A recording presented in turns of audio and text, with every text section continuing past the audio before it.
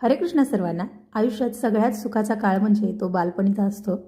तर इथं बघा आम्ही जात होतो बड्डेला आणि आम्ही मराठी बायकांनी सगळ्या साडी नेसली होती आणि हा जो लाल ड्रेस घातली आहे तिचा बड्डे आहे, परंतु ती रडत होती. त्यामुळे मग तिच्या बहिणीला इथं गिफ्ट घ्यायला बसवलेलं. तर बघा नाश्ता वगैरे झाला आणि मुली इथं लंगडीने खेळत होत्या आणि हे बघून मला सुद्धा आपल्या बालपणीची आठवण झाली. खूप सुंदर होता तो काळ. ना समजूतदारपणाच्या गोष्टी होत्या ना अपेक्षांचं ओझं होतं. तर असो, इथं ताईने आणि मी छान छान फोटो काढले.